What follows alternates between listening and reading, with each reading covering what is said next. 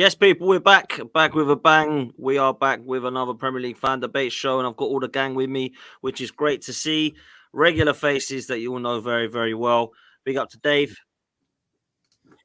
Connor, big up to Emilio, and big up to Rich as well. We're all here to talk all things football as we look towards the last weekend of the season. I don't know how excited people are, if I'm honest. I think most people are probably ready for it to stop now and start again in the new season in the summer. But we'll see what happens, man. Listen, we're going to talk first of all about the controversy of VAR. Woohoo! I bet everyone's buzzing for it. But yesterday there was the announcement that the clubs are going to be able to vote in or out for VAR, and I want to get your kind of decisions on it, really. So I'll start with you, Max. I ain't seen you for a while, bruv. Good to see you, mate. Great to see you back on. I don't know if you saw the interview with Anthony Gordon after Newcastle Man United yesterday, and it was quite interesting for me to how honest he was about it and saying how crap it is and how he's for it, but it needs to get better.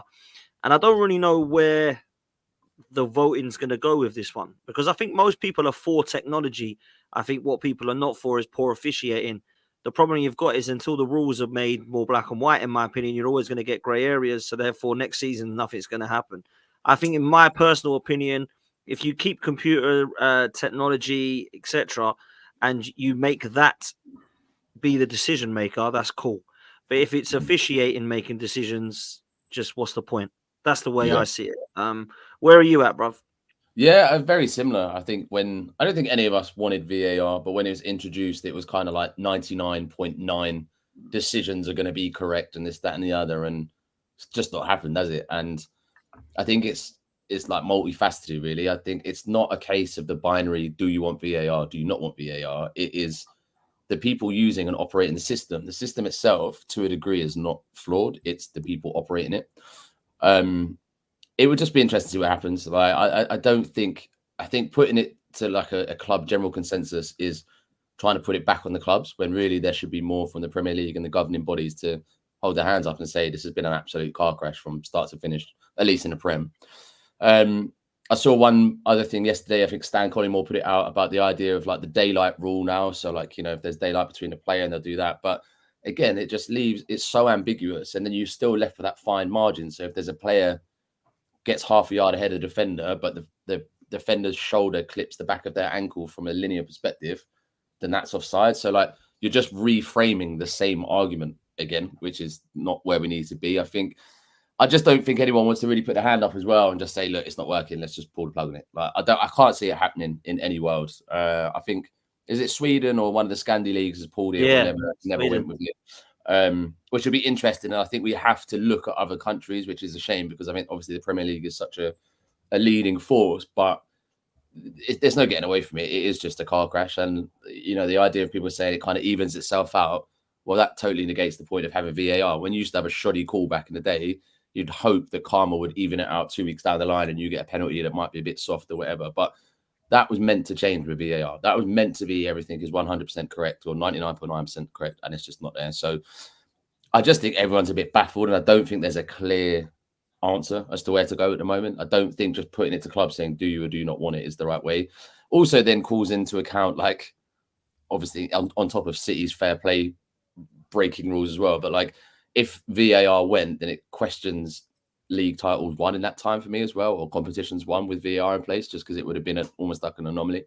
But yeah, ultimately, I'd like to see it scrapped. Will probably live to haunt me one day down the line when Brentford are relegated or something due to a significant offside goal that should have been given. But yeah, I just think it's not doing what it's meant to do for the game. Ultimately, the black and white it's a function that isn't working. So get rid of it. But I don't think anyone is going to be big enough to kind of chuck it just yet.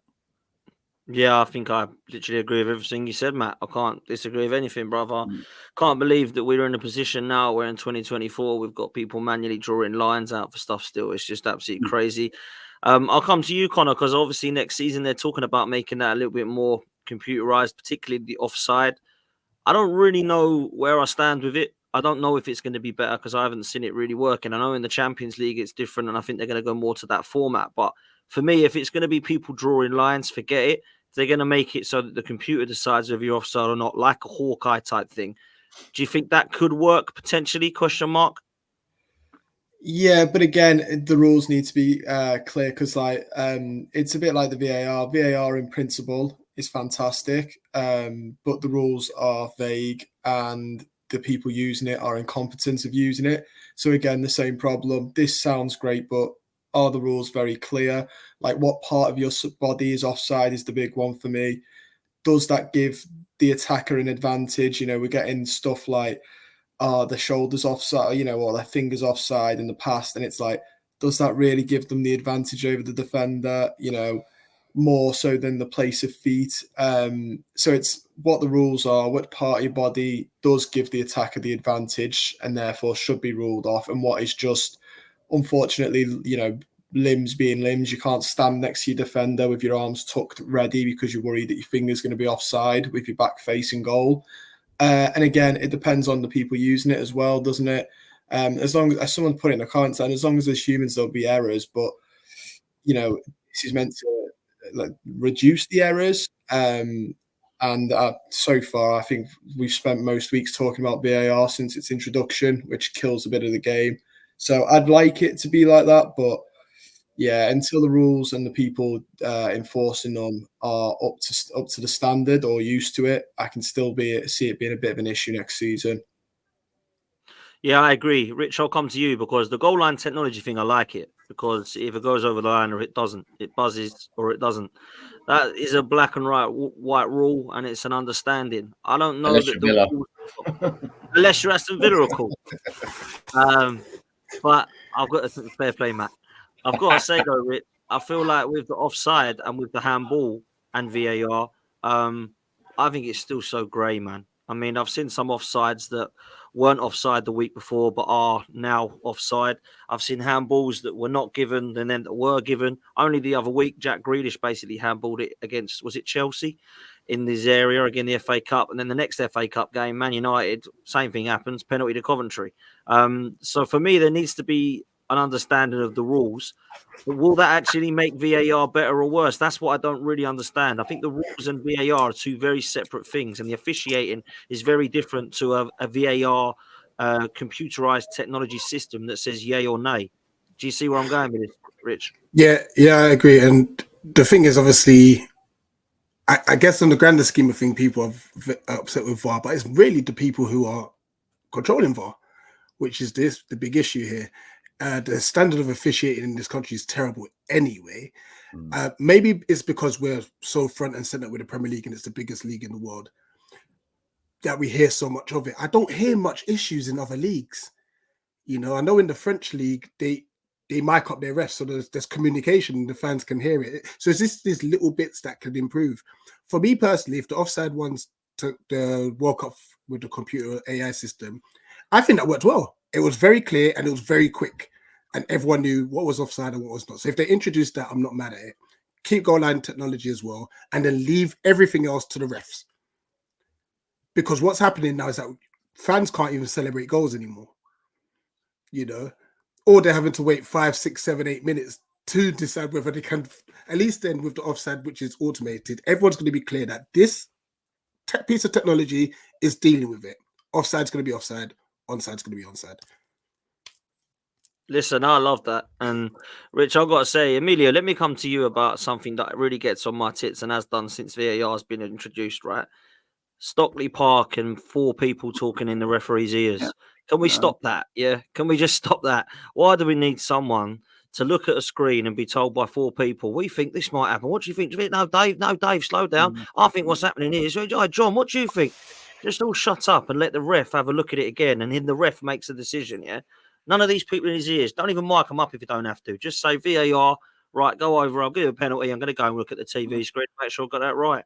I don't need Dave or Barry in my ear asking me if I've got it right or not. I just need to go and look at it again. It's an embarrassment, that, man. It really winds me up, man. So go on, Emilio. Sorry. Another thing that frustrates me is if 4 so-called professionals can't make a decision amongst themselves, why you then call the referee to go to the screen himself? It goes back to what the guys have said. It's all about, it's so subjective, which is why there's the uncertainty, why there's the delays. Is it given? Oh, referee made a decision, it can't be overturned by VAR. There's too many subjectivity. Keep it simple. Making sure that you've got consistency across the board. Like Rich said, the World Cup, 20 seconds done, checked, it's a penalty. No, it's not a penalty. Carry on. Here, you've already celebrated a goal. You're going back to the halfway line, and then hold on a minute. Referees in the middle of the pitch, listening quietly in the distance. Suddenly, oh, hold on a second.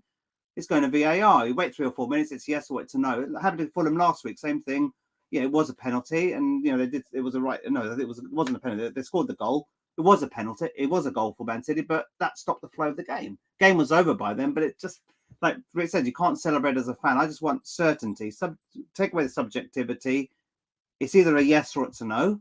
Not, could it have been? Is it 1 finger out, 1 millimeter out? It's yes or a no. If it's binary, fine. But Hawkeye, you mentioned Dan as well. That's failed, often in Wimbledon. How many times is it bleep when actually it was on the line? And so that technology is not as efficient as people think. So for me, I like to still have VAR, provided it's simplified, consistently applied, and there's no uncertainty. I think it helps teams. And Matt, you've said the things even themselves out. I think I agree with that philosophy, though. I think over the period, whether it's VAR or not, some decisions go your way, some don't. Not necessarily from VAR, but bad luck. We all want luck on our side, but sometimes you don't get it for various different reasons. Gary O'Neill has been the most vocal complaining about this season. I don't think he's been fined once. Marco Silva's complained about referees. He's got fined 2 or 3 times. So again, there's consistency that's not applied properly across the board. Either managers are going to speak out about stuff, you all get fined, or you don't. None of you get punished. Rather than some get some do, some no. Gary O'Neill seems to be the golden boy at the moment. Can't say anything wrong, which is why Wolves are probably front runners trying to get this scrap because they feel a little bit, uncomfortable with the amount of decisions gone against them. But I would like to still keep it there. In Italy, it was a shit show for the first 2 or 3 years. It's stabilised now. Things are a little bit more settled. Decisions are a little bit more, stable. You've got the consistency of decision making, and you've taken away the subjectivity. So there is a room for VAR to simplify it and make it appropriate and keep the game ticking over. Not like rugby, 3 or 4 minutes, but rugby, few decisions. They normally get it right when they go to replays. Whereas football, it's start, stop. And I don't enjoy the game anymore because every time we score a goal, I'm actually looking, referee, where are you? Where is he? Has he gone back to the line? Is he listening in his ear? You don't know what's going on. So it's spoiling the game for the fan, but you can resurrect confidence back in the fan base by just making a few tweaks around the edges, making it simple, effective, less room for misinterpretation. And I think there is a room for it. I honestly do. Yeah, you're absolutely right. Luton Dave, come on, man. You've been sitting there smiling. I know that you've got an opinion on this, so talk to me. Go on. Well, firstly, I'd say who is VAR for the benefit of? Is it for the benefit of the league? Is it the benefit of the top clubs? Or is it the benefit of our television audiences that see everything that we don't see? For them, it's another thing for broadcasting. It's not going to go, folks. The vote's not going to go. It's not going to go. They're going to tweak it a bit. I said in our own podcast the other week, Carlton Morris with his size 16 boots could stand heel to heel with everybody in that league and be offside because he's wearing size 16 boots. That's something wrong. And that's the position you need to think about. What happened to clear and obvious? What happened to seeking to gain advantage when you had an offside? You're in an offside position, you're seeking to gain advantage, so you're offside. That was the rules, right? That was the rules. I think the interpretation is subjective to a lot of things. Fouls. We could all watch the same game and we could all see a foul and we'd all call it differently. And I think that is the issue. A foul to some people is not a foul to another person. The offside rule, a toe, or you've seen it so many times this season. Oh, he's got his left foot slightly offside. So offside is offside. Well, no, it isn't. Not in that way. It's ridiculous. The penalty that Everton got against Luton the other week wouldn't have been given without VAR. Colin, it's not a dig at you guys. It wouldn't have been given. But also, the same week, I can't remember which team it was, exactly the same thing happened. And someone said, I was way off the ball. And they didn't do anything about it. So it's not consistent. And it probably won't be my problem next season, will it? But, at the end of the day, it's here to stay. So it's got to be adapted to suit everything. They've already announced, haven't they, that the referees are going to announce things over the microphone next season, over your PA systems, not mine. And what point is that? What is the point in that? We all know what is going to happen. It's going to be like American football. They're going to be throwing flags down in the end. You wait and see. And for me, I just can't. understand how we can't officiate correctly. The problem is the people on the park themselves, the three people that should be in control of that game, are frightened to make decisions just in case they get it wrong. And that for me is the issue. And then you're right, when you're standing there and look, this is the first season I've ever sort of seen it properly live, and it's been a shambles most of the time. And you know, if a referee's going to go over to the screen, he's going to give the opposite decision, or he's going to give a decision against your team. You know that's going to happen. Only twice I think it's not happened. So, you know, it's VAR is here to stay. I think they've got to find a way to keep the fans involved in it. You're in the stadium, you've paid your money. Why isn't it on the screens? Why aren't you seeing what everybody else in the world can see? And I sort of kind of get angry with it. I'm not angry that they gave the penalty against Everton. I'm just bitter. Things like that, you know. For me personally, it's not been great. But hey, it's not my issue next season unless we get a biblical win on Sunday.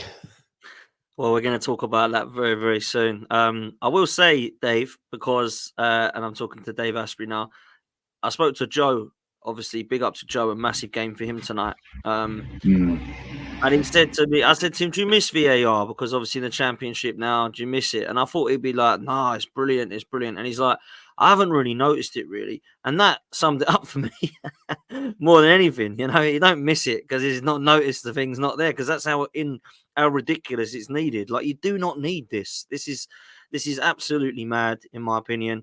If there is a shockingly bad decision, you might sometimes think, oh, I wish I had VAR for that. But when you see a goal that you think, oh, I wonder if that was a Nats Willie offside, I wouldn't give a damn. It's a goal. Carry on, man. Jesus Christ. I honestly do not care if they bin this. Like, if the clubs, they've got to get 14 out of 20 to say, no, we don't want VAR.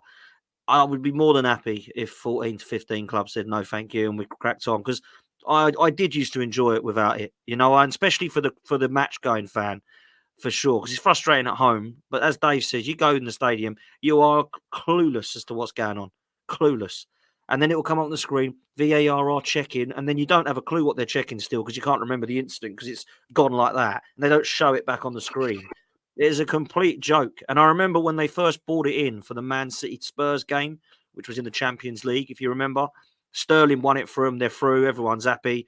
And then that comes up, and they're like, what's going on here? None of all the fans are going balmy in the stadium.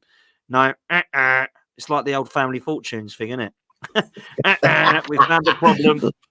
Something's going to happen now. But yeah, you are expecting Les Dennis. I tell you, that to me, I remember thinking, I don't want that coming in then, because if I can't celebrate a goal at the stadium, I go all the bloody time. It's going to be horrible. And even at home, you're sitting there going, what are we trying to look at here? So imagine it in the stadium. It's terrible. So, I mean, I don't know, Dave, maybe you won't miss it, mate, if you do go down. But I'll tell you this now, it's something that I would more than happy get rid of. But that's just me. What are you saying, Dave? Well, to be honest, it's really difficult to say anything new following on from 6 extremely articulate guys giving a really good smorgasbord of opinions. I agree pretty much with all the boys, right? I mean, my view is, and I've been to every home and away game this year, apart from the Blackpool replay for personal reasons. And I find that, our game is an emotional game. We ride at, the bow wave of emotions, whether it's for us or against us. And this thing checks that. I've been on a pod today, a Forest pod, and we were talking about it, in the aftermath of this news coming out yesterday, which for me came out of the blue, really. And it's this business that you, as Emilio's alluded to, you kind of can't go full vent with your emotions that you'd like to. What a great goal,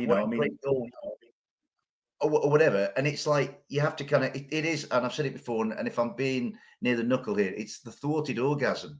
It's like, and it's the hang on a bit all the time. I mean, it's just for the fan experience in the stadium, it's terrible. I think, and I don't think it's great for lads who want to celebrate a goal. Scoring a goal in the Premier League, whoever you are, is amazing, and it kind of checks that. All I would say, sorry, Dave, it sounded like you've had way too many unfortunate experiences. Just to let you know, Rich, for anybody who's watching the show, I support Nottingham Forest. Right. Let me just get that out there. And I've got some Wolves fans here in the back as well. We're all having a party, right? there's 2 votes of the 14 already, right?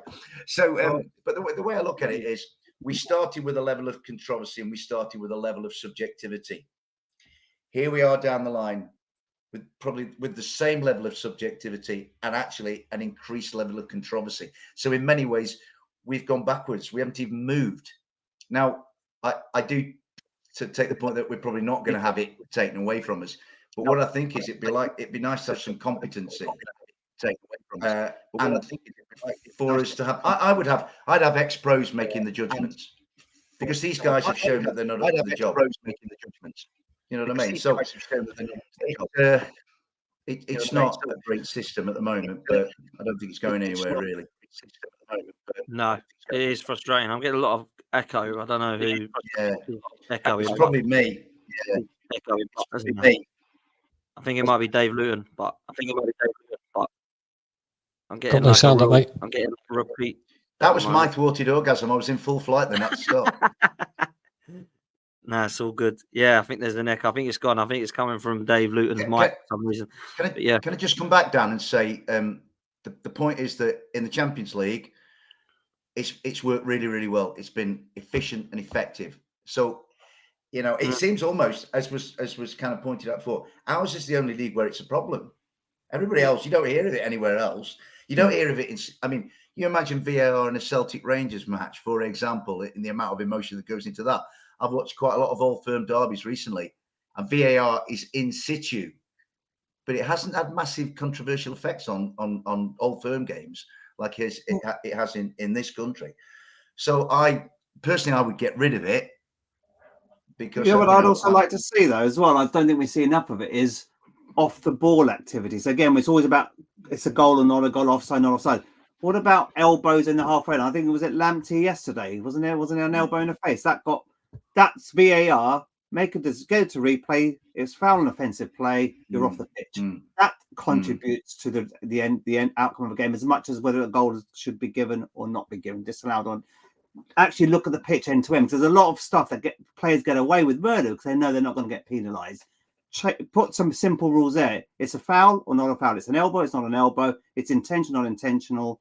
We can actually scrap a lot of this nonsense that happens off the ball that players get away with murder. And a lot of the managers get away with murder. Players, I never saw that. Well, I need to see the replay again. Clearly, you did see it, and you don't want to tell your team off for foul and offensive play.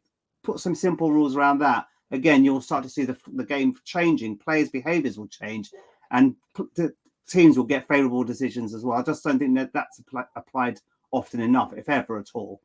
How many of those, if Lamptey got sent off, again, Chelsea still won the game, but it might have a different impact sometime, whether favourable or unfavourable. So there is a place for VAR. Just apply it more appropriately, not just when it's a goal or not a goal, penalty, not a penalty, offside, not offside. There's other ways that you can monitor it. And then I think the fans will probably get a more pleasant experience going to these games. I always think that with corners, like, you've got VAR in now that's looking at finite measures and going, this person's hair length offside or whatever, and then you look at the rugby tackling that goes on at corners, and I'm not saying you can give every foul. WWF.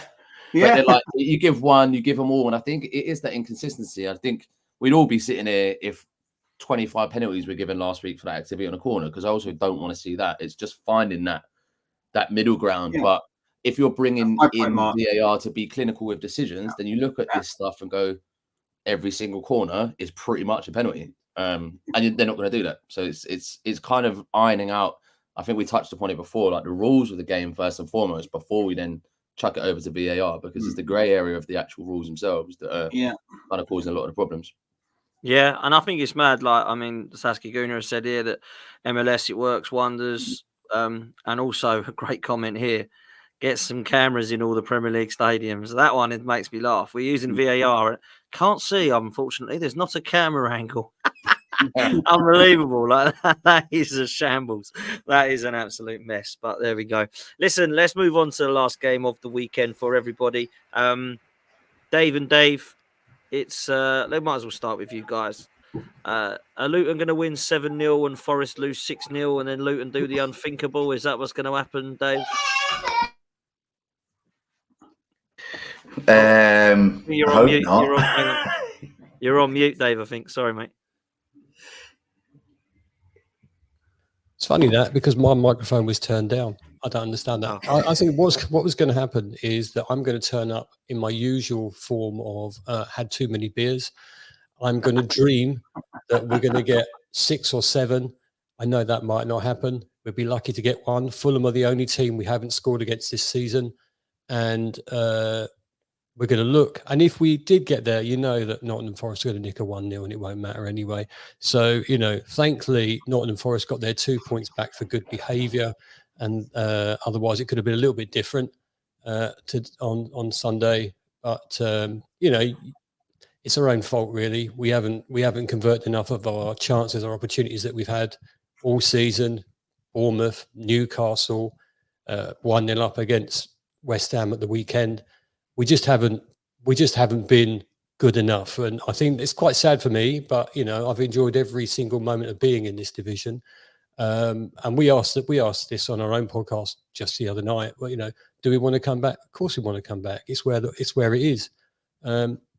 If we'd have had a fit team for the whole season, a fit squad for the whole season, would it have been different? Yes, definitely.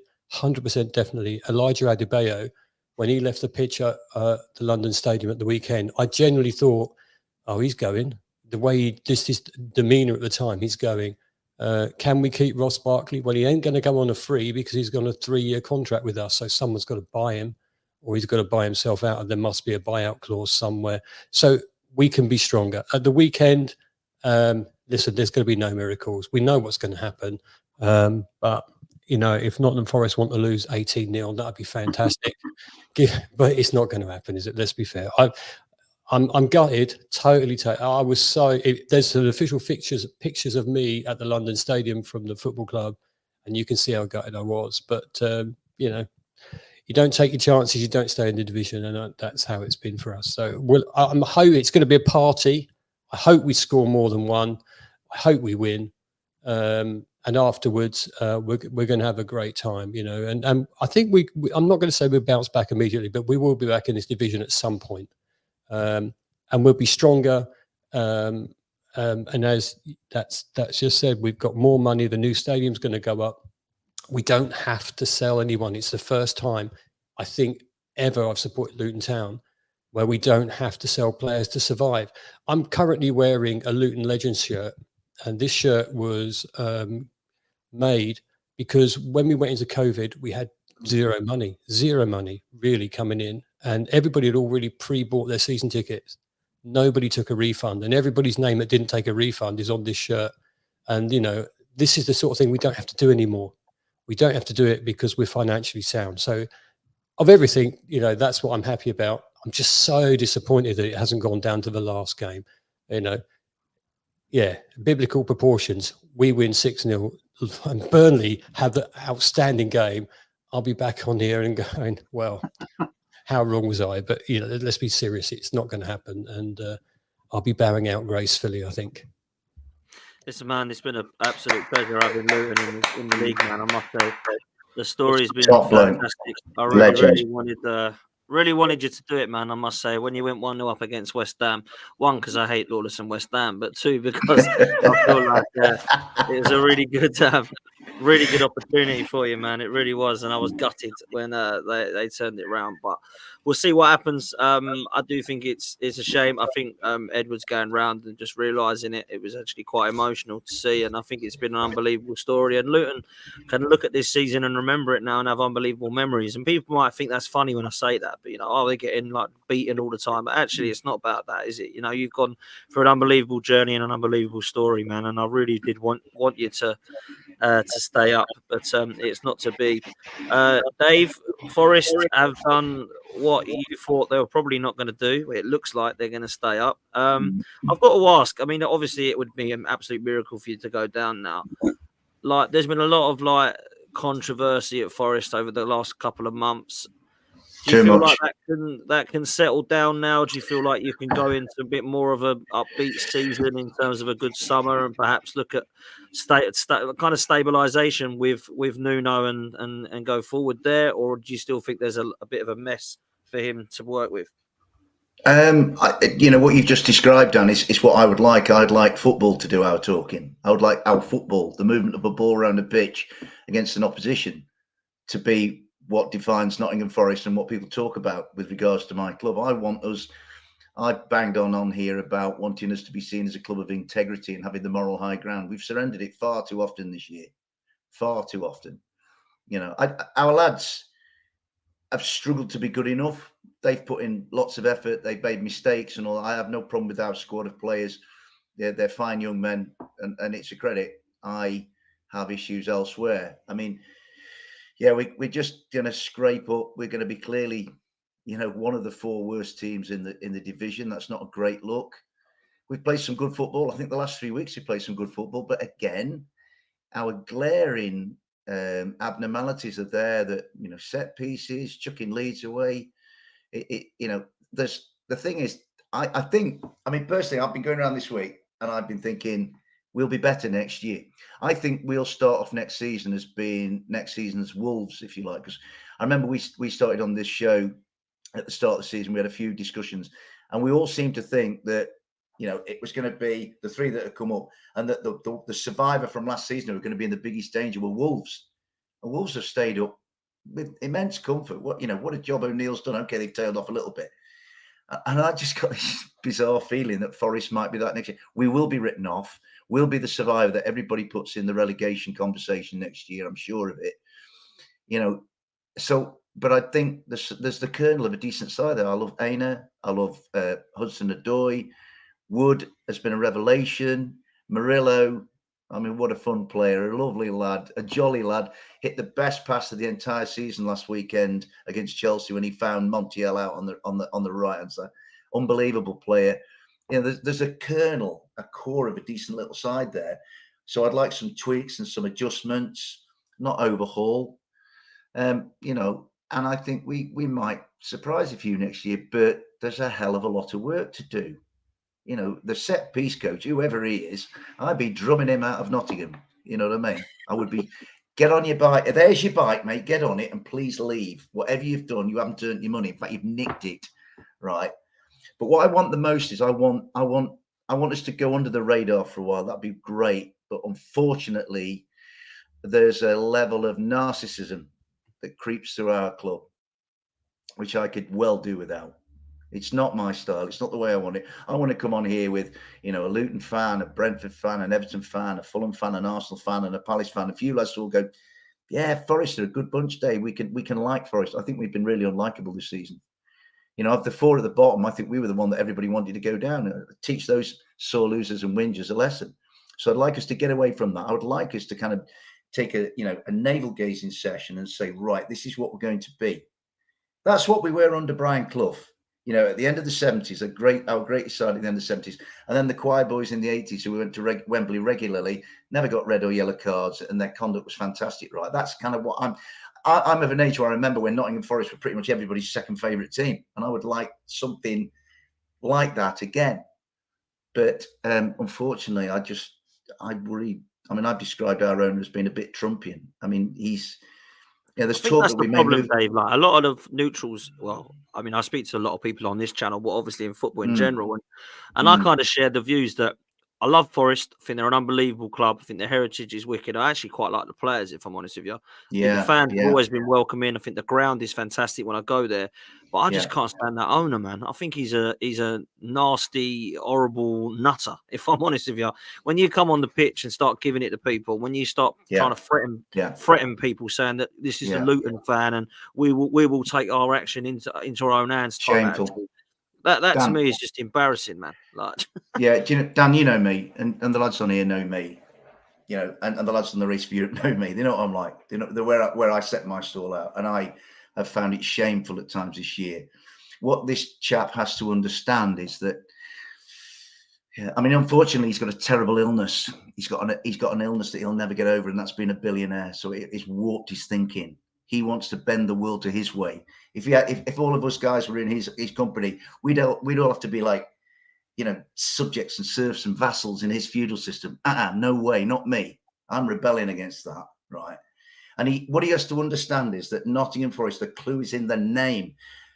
that wonderful football club, that historic club, that great and ancient institution belongs to the city of Nottingham and the people of Nottingham.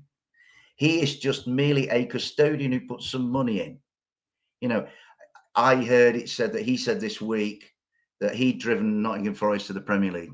Did Steve Cooper not do anything? Did the lads who went on the field and performed so admirably, did they not do something? You know, and I think that, sad to say, I think there will come a time where there's a complete standoff between the ownership and the supporters. It may come with this talk that we've had this week in and around the club of moving away from the City ground. Now, I couldn't countenance that. I said, somebody goes, "Oh, I see Forest are thinking of moving away from City ground." Are they going to take the river with them? To some out of, they're talking about a site on the Derbyshire-Nottinghamshire border, out of the city. It's ridiculous, I think. You know, I love my club. I love that stadium. And I'm not, you know, going too far to say that supporters of clubs who come to Nottingham to watch their team play Nottingham Forest, they go away thinking, I've either, you know, I've walked across Trent Bridge and I've seen the City ground away to the left.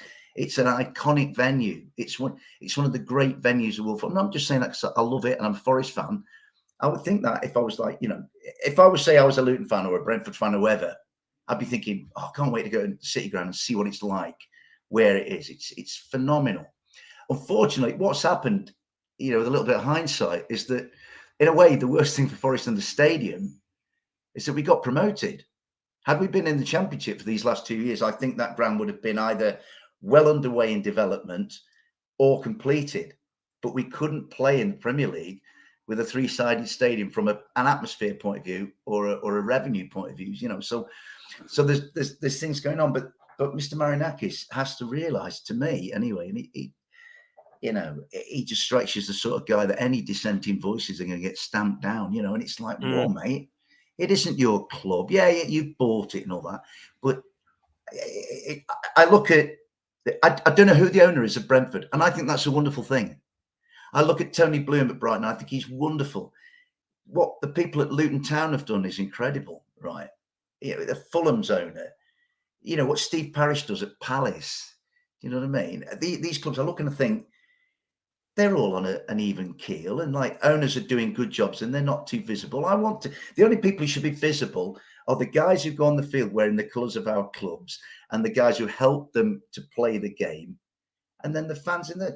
If I personally, I mean, I'm a different person. If I was an owner, I'd be like in the background, let the lads get on with it. But this guy seems to crave the pedestal and the perch. And my view is you get on a pedestal, whoever you are in whatever walk of life, either you fall off it or somebody knocks you off it.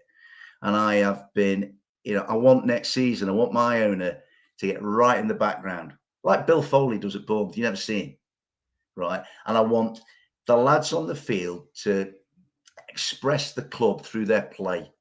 And that's what I'm after next season, Dan. And I don't want to talk about points deductions. I don't want to talk about VAR. I don't want to talk about utterly lamentable, childish tweets coming out and being a sore loser. I don't want any of that. So we'll go to Burnley. Yeah, we'll go to Burnley. We'll give it a whirl. I personally think this weekend that Luton will beat Fulham and we'll draw at Burnley. And we'll kind of then count our blessings. I mean, the only thing I would say is about 3 or 4 years ago in the season where it was empty stadiums and we were in the Championship, we went into the final round of matches needing, I think, just a point or something to kind of get into the playoffs. We played Stoke at home. We got beat 4-1. And Swansea under Steve Cooper got into the playoffs by winning 4-1 at Reading. And that was a massive goal swing. So I can't entirely discount it. But, I mean, logic suggests that, you know, I'll have a sort of on Sunday and then we move on. And this utter gentleman from the Kenny next to me, you know, is going to be sort of going back to what's actually going to be a great league next year with Pompey coming up, Derby coming up. You know, either Bolton or Oxford are going to be in it. You've got Steel City derbies. You know, it's going to be a great league, the Championship. Dave will swap places with you if you want. Well, Listen, no, it's you're all right. Now you're all right, Dad. You're all right, mate. listen. One thing I love about this show is that I actually get to talk about all other clubs, and I actually quite enjoy it. Sometimes I don't enjoy it because I have influences on me that drive me crazy, and one of those is a Crystal Palace fan, but it's not Rich, so I get to talk about Palace tonight in a completely different light, where I don't have to be sedated while the other guys talk. So we can actually talk about Palace in a good light. Listen, I'm going to put this boy. Sassy Bruner has said that Palace for Europe next year, as if you can keep all of these talents in Glasner, I think you can be fighting for the top 6. Do you agree? I think that Glasner's been an unbelievable manager for you, man. I've got to say it. And I fancy that you keep some of your players, but are you going to keep them all? And that's my question to you, because the season's kind of done for Palace in terms of where you can go, what you can win. And I think you'll be looking into next season, Elise, Eze, Gehi, Anderson, even Wharton. These players, even Mateta, I've got to say, I'm not a huge fan of him, but Mateta. Yeah, Mitchell. Mateta's been absolutely balling for you. It's crazy. So you've got to be excited, Rich. No, well, big up boss for the question. First things first, I'm gutted that the season's ending now because I've actually started enjoying it. Look, it's funny because John Textor is one of our other owners, and this is why I kind of winced when you mentioned Parish.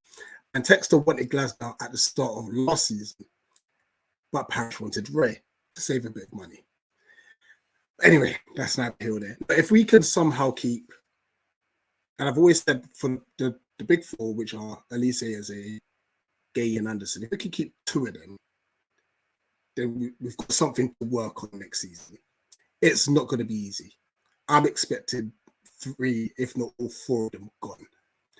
Add Adam Wharton to that, who's randomly linked with Bayern Munich now for some reason, and Mateta, who's now linked with Napoli, as well as Glasner being linked with Bayern Munich. It's going to be a horrible summer.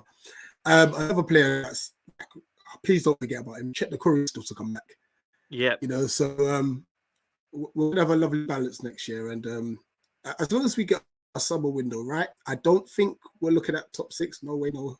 But I believe if memory serves right, there's more teams going into Europe from next season onwards. So maybe a Conference League. It's crazy to think that this Sunday we can still finish 10th. If we win and both Brighton and Bournemouth lose, we finish 10th. And to be fair, Brighton and Bournemouth have got some hard games at the last game of the season. They have, yeah. We're home to Villa, and I'm so happy they secure Champions League football. Hopefully, they play the reserves. So am I, mate. So am I, mate. Bloody Tottenham. But I think the fan base is they're just in a much better space. It was tough under Roy. Yeah, and granted, I'm not going to blame it completely on Roy because Parish didn't help him. Our summer window was rubbish. Then got unfortunate with injuries. I think Eze and Elise has only played 13 games together. But then when they do play together, I think we're undefeated, which says a lot. So let me ask you this then, Rich. You say there's 4. You got Elise, Eze, Gehi, and Anderson, right?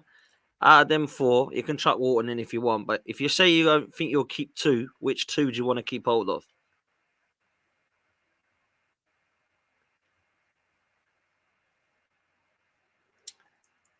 Eze and Elise. I think it's easier to replace our centre backs. Yeah, it's easier to replace our centre backs. Even if it means, we lose Anderson and Gay, I wouldn't even be mad. But one thing I'm dreading is Elise going to another Premier League club. I'd love him to go to like a PSG, so I don't have to see him. He could do, No, he could do. You never know. I mean, I don't know what this release clause is. I was speaking to Martin, who's a Man City fan, the other day. City, Arsenal, Liverpool, Man United, everyone's sniffing around Elise, right? There's some people saying it's 35, some people saying it's 50, some people are saying it's 60. Do we know? Yeah. So, I mean, the reports are it's 60 for a Champions League side and more if you're not, basically. Okay. But then there's other reports coming out saying that it's significantly less. I'm sticking by the 60. I think it's 60. It's an absolute steal for whoever gets him, to be honest. Yeah, it is. But I mean, I looked at his he would have funny enough, like 10 goals and 5 assists. The guy's not even been fit. It's absolutely mad. Like, imagine if he has a season with, for me, I'd love him at Arsenal. The only reason I think it's probably not the best move for him is because Saka's going to play. Do you know what I'm saying? Yeah. So if he was to go to a side like Liverpool, if Salah was to leave, or if he was to go to maybe a Chelsea or something like that, United, he's going to be guaranteed first team football. So I think that Oh, no, he's not them. They are. Who? They kill all right wingers. United. Oh yeah, no. If he goes there, he's gonna destroy his career. Yeah. But they're the teams linked I with mean, him. I'm meaning The selfish wish, and I'm hoping Glasner has got some sort of pull here to just say to the lads, listen, just give me one season. and that could happen. Give me one season. And if he does that, Glasner, you're an absolute legend. Build a statue for you as well, to be fair. Because let's be real, like Zaha was going every year for about 4 years, and he never went for do you know what I mean? Like, he never went. In the end, he went Man United, come back, then he was going again every year, and it was only until he got to his sort of not a decline as a footballer, that's harsh, but he got to the stage where you got a lot out of him that he went to Galatasaray. So I think for me, that's there's a chance that they could all stay for another year with Glasner. They got to be happy at the moment the way they're playing. They can't look at this really and think, I don't see where we go in. Like, I don't see us improving. None of that stuff. So you never know, man. You never know. And that is how you have a conversation with an Arsenal fan and a Palace fan. Anyway, let's come to you. Palace selling D? Is D on the transfer list at Palace? Yeah, maybe. I mean, what would you get? What would you get on for the him? bill and find out. I'll leave you to start the bidding. Can I just ask a question of Rich? Rich, I've read today about Michael Elise's agent being in a bit of trouble. Will that affect anything, do you think? I'm not surprised. These agents are all dodgy guys, aren't they? I don't think it would affect anything. He'll probably get a slap on the wrist and maybe a fine. Just keep it moving. Okay. Interesting. Let me come to you, Connor, because obviously we've got you, mate. Hopefully you roll over nice and easy for us and make it 4 or 5-0. I am obviously hoping for a miracle.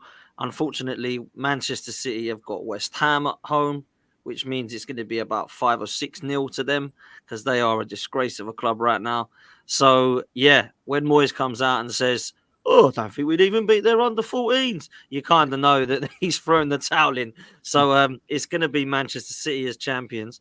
Are you expecting Everton to come out and give us a right good go? Are you kind of feet up? Who cares? How are you feeling right now?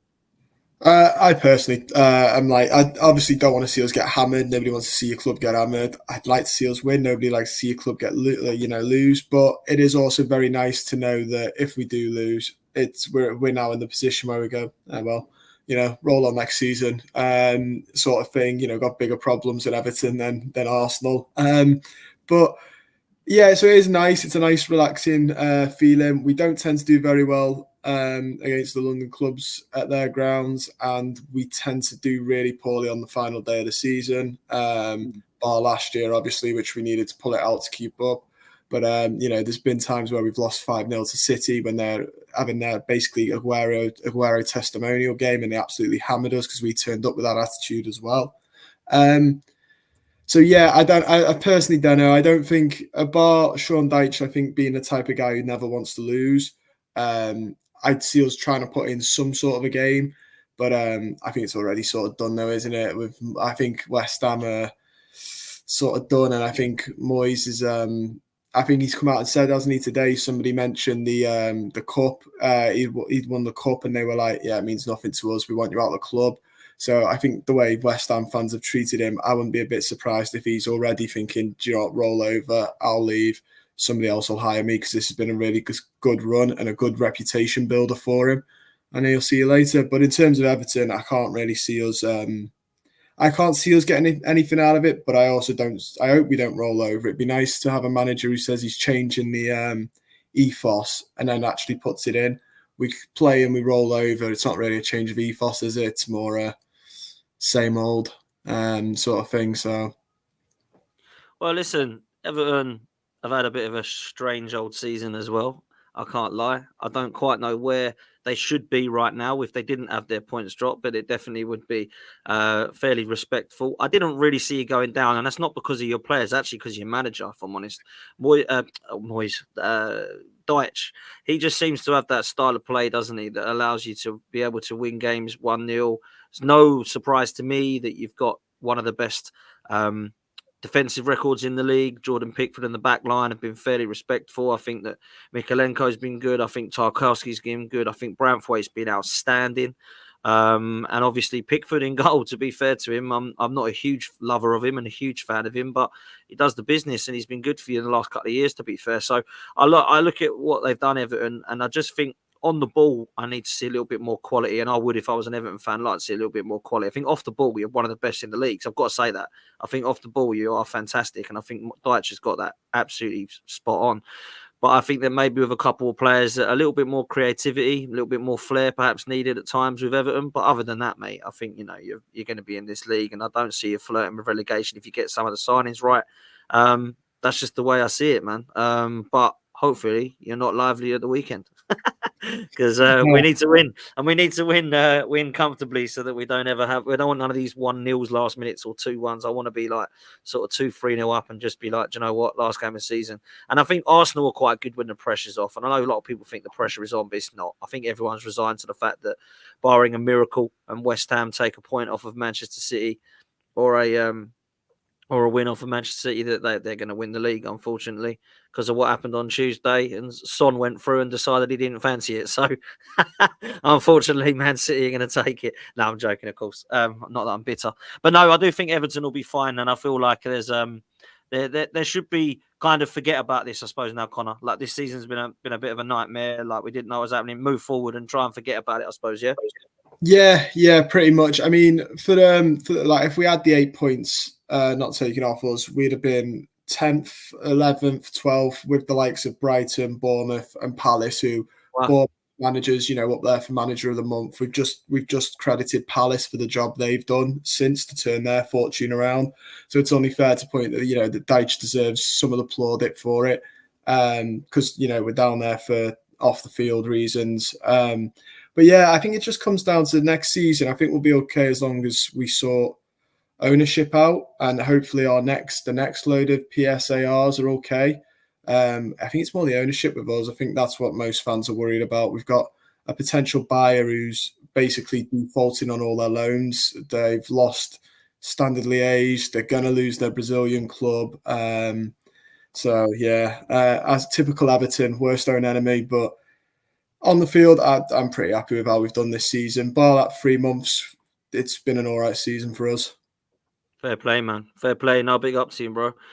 Matty, Thomas Frank linked with Manchester United, I saw a couple of days ago. Ivan Tony. I don't know. The links have kind of died with Ivan Tony, if I'm honest. I know the players are going to, teams are going to want him in the summer. I imagine United will go in, but I'm looking at them with links with Watkins. Not that I think Watkins will go anywhere near it. I think that Villa is killing it and should stay at Villa. Obviously, Arsenal were linked and has gone quiet. Chelsea, I think, want Osimhen over him. We're looking at both Sesko and Gyökeres over Tony, from what I'm hearing. Might keep all your manager and your striker, bro, and go again. What are you saying? I don't think we'll keep Tony. And to be honest, obviously we all don't follow everyone's clubs that closely, but Tony's come in the last few weeks and come under a lot of stick from Brentford fans, which it's a bit fucking embarrassing, to be honest. Like, Brentford fans been moaning about him. He's obviously got one eye on staying fit. He's definitely gone. The links have died down, but you never really know. It kind of plateaus a bit and then picks up again. Brentford are demons for not doing transfers early in the window as well. So unfortunately, I imagine it'll probably ramble on for a little while. Has he been the same player, Matt? Has he been the same this year? Do you think? No, he ain't scored in 10 games. It was good when he came back from his suspension. Yeah. We've adapted to life without him, and that's not like arrogance. It's just we've had to this season. We've had to step up and play without him.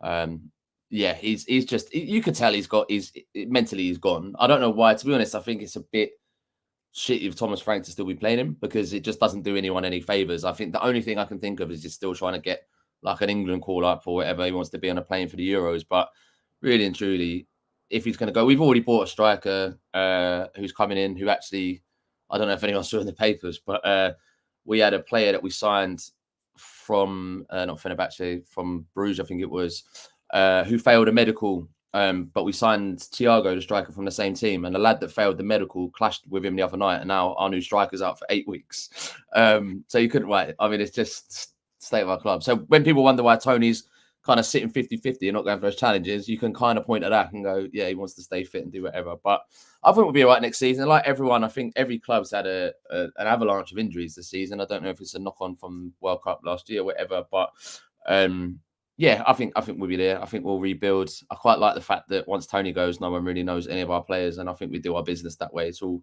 quite small, low-wage structure, good teams, good technical players. Obviously, looks like Raya's going to go as well. He was leaked in the Arsenal keeper shirt this morning or yesterday, which I think also you can have some humble pie in that one as well, Potts, because was it Golden Glove, 16 clean sheets, between them and Havertz, mate. Yeah, but man. yeah, it's yeah. I can't wait for next season. I'm like, I just saw one of the comments then, just being like, it's a flat chat tonight, and I feel like everyone's just ready to just fucking draw a line under it. Lose in the semis at the Euros and then crack on with the Premier League next season. I'm here for it. Lose to France with Southgate again and then go again. Yeah. And then he could take over Man United after that as well. So everyone's happy. Do you know what? He's welcome to do that. He is Yeah. very welcome to do that. If Manchester United appoint Gareth Southgate, that will be one of the funniest. I can genuinely see it happening. I can definitely see it happening. Mate, if these three people that are put in front of charge of United do that, then Man United are going to go from way new people to, oh my God, very quickly. So yeah, we'll see. But yeah, Thomas Frank, I don't see him going anywhere, to be honest. I think he'll stay at Brentford. I can see why people are looking at him because I think he's done a good job there. But and I think he's done well this season considering the problems you've had with Tony and some of the injuries, because I think when you look at it, you know, Visa and Mbeumo, I think, have been really, really good. And even they've been injured at times. You know, I think Visa's got 11 goals for Brentford this season. And Mbeumo's right up there as well with when he has been fit, he's banging them in. So I think they deserve a mention, man, because Tony's been out for that long period of time. And a lot of people worried about Brentford, you know. And at one stage, he was down there like flirting with relegation talk. So fair play, man. Yeah, it's been all right. It's been a learning curve. But yeah, hopefully next season, a bit more to look forward to. Yeah, man, big up. Listen, Emilio, I was watching your game, praying, and for about 35 minutes, I thought, go on, Fulham. But the second half, I mean, outclassed, really. I looked at how good they were, and it scared me, if I'm honest. I thought they were so good. And I think it's been a good season, though, for Fulham. And I look at the players that on this channel, I look at the teams on this channel, I look at some of the players, and I do think Fulham have been overlooked as some of the players that have done well. Because I think, you know, I look at Anthony Robinson, I think he's been one of the best left backs in the whole league this season. I think he's been outstanding. And I think that Paulinho will definitely be looked at clubs as the CDM role, whether it's Liverpool or other clubs. I think he's fantastic. I think Castagna's been good for you. And he's been, I sometimes look at my FPL and I look at what FPL players are doing well. And you look at who's up there, Castagna, Robinson, Paulinho, you think, fair play. Fulham have had a good season, man. And obviously Muniz has come in and got some goals as well. So I think you're in a good place, man. I think, like I said to you last show, I think your manager's been overlooked for the job he's done this season, last season. I think he's been very, very good for you. So you must be happy, Emilio. Yeah, absolutely. Sorry, I'm wearing a Man City top here, Dan. So Man City colour. You're all right, mate. Sorry. You're all right. No, but look, one thing as well to say, where's D when I won him? He's banging on about Crystal Palace scraping the bottom of the barrel, winning a cup no one's ever heard of. Fulham's under 21s. I thought it was the under 9s. Final and beating Tottenham 3-0 at half time. So we'll end up hopefully with silverware this season. So we've got a good academy, a good young team coming through. And I'd like to see some of these players brought into our main squad next year. But I look at the season, I'm happy. You know, we've consolidated. I said we'd finish 13th, 14th. That's where we're going to likely finish. There's still hope if we can beat Luton on Sunday. I know, Dave, you probably want to replay the 7-0 defeat last game of the season 2 years ago when we got promoted. You might then there might be hope. You might get a 7-0 thrashing. Please. You know, it's but look, if we can beat Luton on Sunday, Wolves lose to Liverpool, and then Palace lose as well. We can still jump 2 plays. I know it's scraping the barrel. We've been finished 12th, 13th, last season 10th, semi-final of the League Cup. You know, that's a good season, right? And don't forget, 10 months ago, Silva was linked to Saudi Arabia. Mitrovic gone. Paulinho was going to Bayern Munich for a test, and then he got there late, and that all fell through. So look, it's 1 minute we had no players, next minute we knuckled down, got our heads down. There've been a few up and down moments in the season, but let's be honest, we've not spent much money. We've made some shrewd signings. Castagna has been a top 3 for me this season. Steady Eddie, not spectacular, but he does the simple things well. Bernd Leno, I think he's got the second best clean sheets record in this division. Love Bernd Leno. Not the same as I gave him player of the season last year because the amount of saves he made and kept us in games. Clean sheets last season. Not been the same player. Made a few more mistakes, but he'll play for most top 6 He's a good teams. keeper, though, isn't he? He's a very good keeper.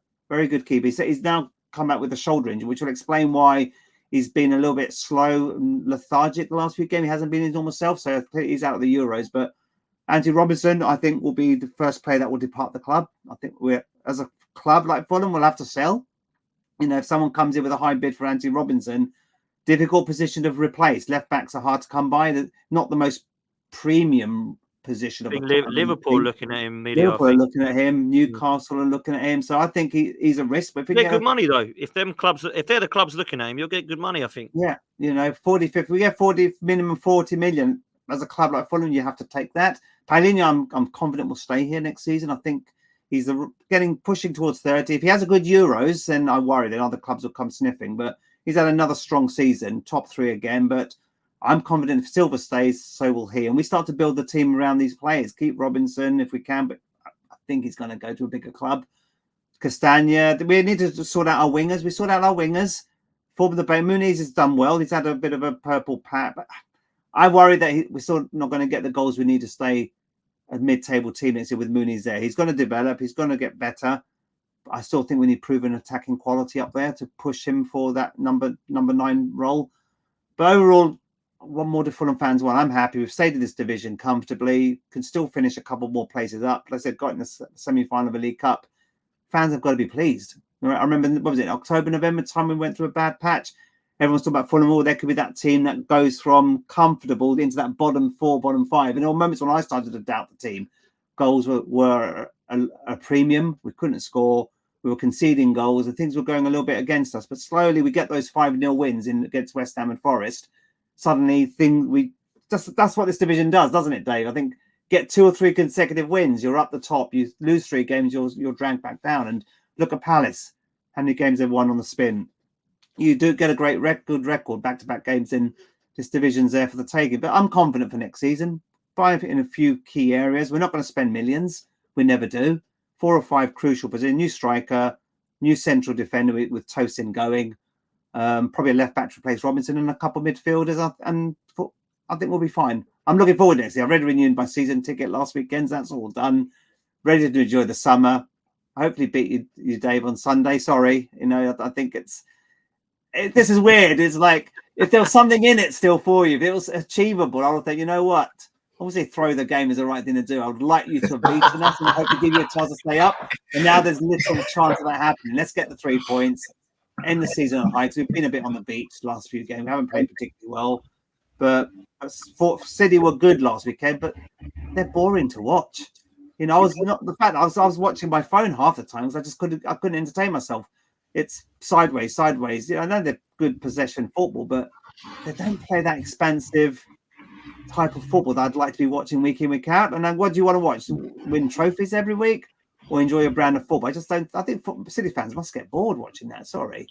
Monopolies are not healthy. Monopolies are not a healthy situation to have. I watched them. Tuesday night. Yeah, they're great players and they're a great team, a great manager. But you're kind of thinking, are we going to get to the situation where we're going to come on here at the start of next season? Who's going to win the league? We're all going to say City.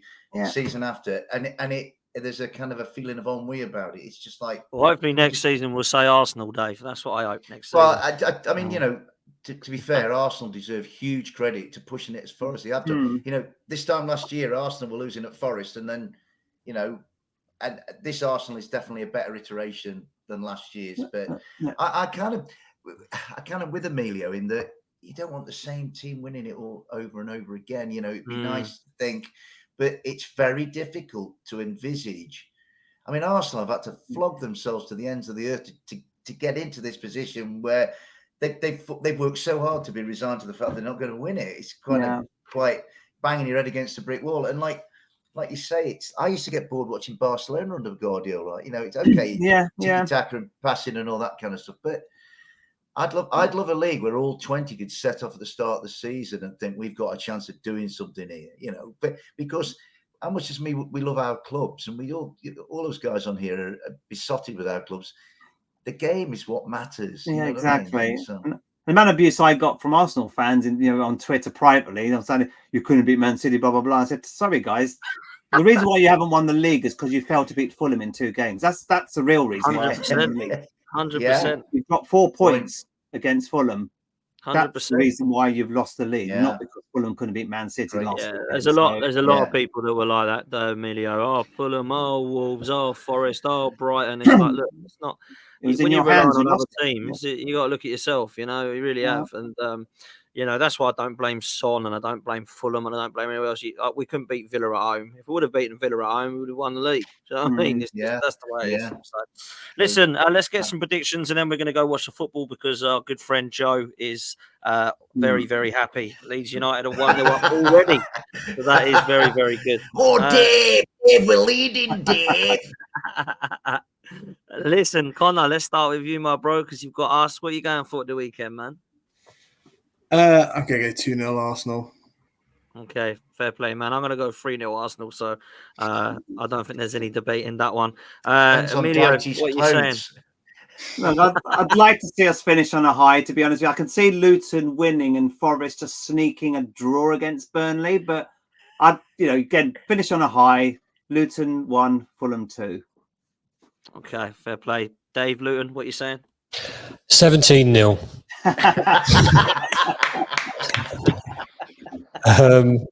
To be fair, I'll be happy with a win of any description. So I'd like Pelly Ruddock to score because that means he's scored in every single division from Conference to Premier League.